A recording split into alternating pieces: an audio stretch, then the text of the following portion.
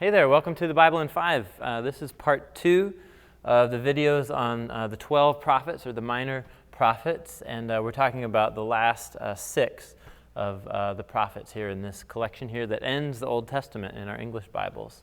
The last 6 are actually divided into kind of 2 groups of 3, and each one they're all set in kind of a common time period in Israel's story.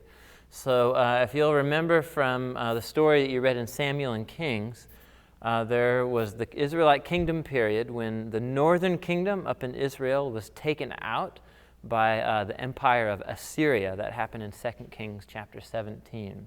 And so Assyria was like the big, bad empire on the block.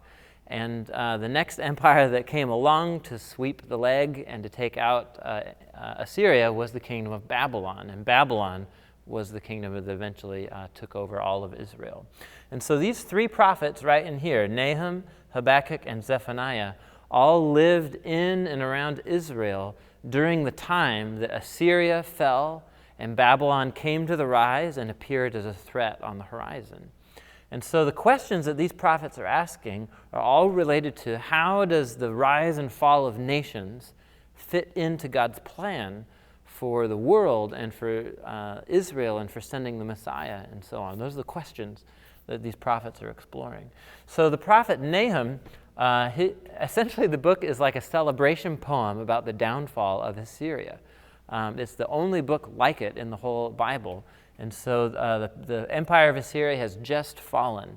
And he's writing poems that celebrate the downfall of Assyria because they were brutal oppressors of God's people.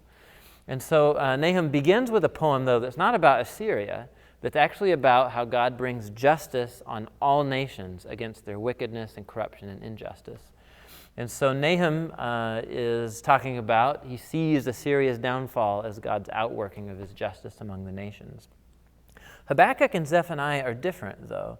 They are not so thrilled to see Babylon on the horizon. So Habakkuk sees Babylon coming, and he has a wrestling match with God. He's like, Babylon's just as bad as Assyria.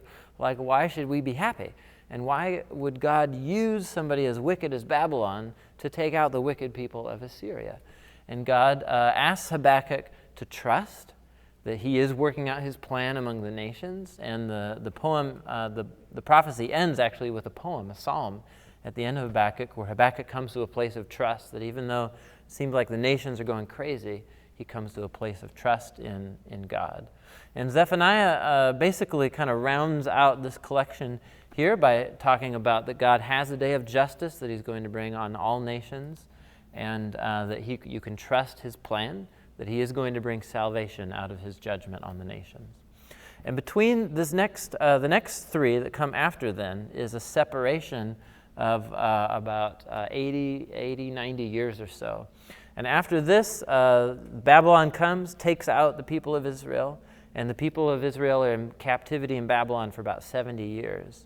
And these 3 prophets come along with the Israelites who returned from Babylon. The setting for these books is the narratives and the stories in the books of Ezra and Nehemiah. And they have a message that's very different. Essentially, they're looking at the rebuilding of Israel's life after the exile. And what they're seeing is there are the same kinds of problems that existed before the exile. The exile was a punishment for Israel's sin, and in theory, they're supposed to learn their lesson and to get it right this time. But they're looking out at the people of Israel, and the people of Israel are not getting it right. So the book of Haggai, the prophet, just takes on the people because they're are rebuilding their homes, making nice palaces for themselves, while the temple lay in ruins. They don't invest in God's ancient dwelling place at all. The prophet Zechariah, he has a number of dreams and visions about how God is going to bring salvation to his people, but yet when he looks at the life of God's people back in the land, they're just as corrupt, they're just as hypocritical and full of injustice as they ever were. And so the prophet Malachi in specific, he lived right after the temple was rebuilt in Jerusalem after the exile. And the people are still being hypocritical. The kinds of animals they're bringing, they're not worthy of being offered. They're not without blemish and so on. And so the prophet Malachi and Zechariah, they look to the future. And they say, whatever God's going to do to save his people, it's not happening right now. And so they look to the future for God to send the Messiah, for God to send the great day of justice that will set all things right among the nations and among Israel. And these two prophets in particular are forward pointing, looking forward for what God's going to do to save the world, to save Israel, to bring the Messiah, and so on. And so that's how in our English Bibles, the books of the Old Testament end forward looking to the Messiah and a great day of justice when God would set all things right.